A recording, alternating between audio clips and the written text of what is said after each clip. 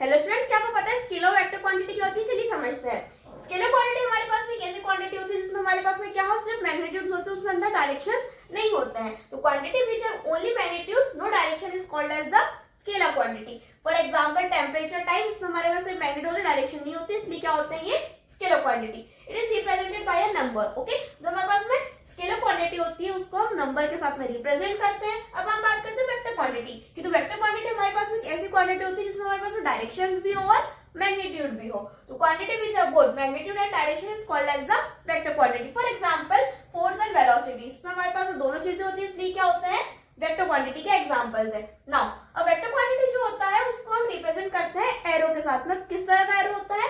इस तरह से हमारे पास में एरो होता है। जो ये वाला पोर्शन होता है वो होता है हमारे पास में हेड, ये होता है हमारे पास में टेल। अब इसमें जो ये पोर्शन होता है वो जो होता है वो डायरेक्शन को डिनोट करता है, और जो ये होता है हमारे पास में मैग्नीट्यूड को डिनोट करता है। अब इसको हम किस तरह से लिखते हैं? देखो, सपोज हमारे पास में ये हो तो हम इसको ए वेक्टर डिनोट बोलेंगे और इसको हम बोलेंगे ए बी वेक्टर। एक एग्जांपल के साथ में समझते हैं। सपोज हमारे पास में ए वेक्टर दे रखा है 3i cap plus 4j cap plus 5k cap. अब यहाँ पर ये क्या है? ij cap. देखो ये हमारे पास में आई है, जिसके ऊपर का सिंबल है इसको हम कैप बोलेंगे। ये होता है आई कैप, जी कैप एंड के कैप। अब ये होते क्या है? इन आई जी के कैप को हम बोलते हैं यूनिट वेक्टर्स। ओके, अब यहाँ पर जो आई कैप है वो होता है हमारे पास में एक्स डायरेक्शन यूनिट वेक्टर, जो ये एक्स डायरेक्शन को डिनोट करता है।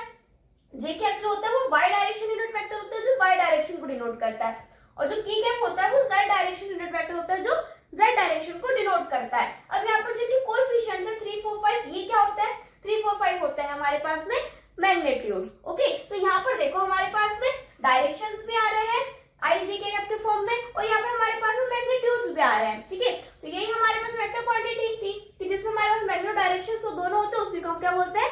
Vector quantity. तो इसको हमने एग्जांपल के साथ भी समझ लिया। तो आई होप आपको समझ में आया होगा कि स्केलर वेक्टर क्वांटिटी क्या होता है।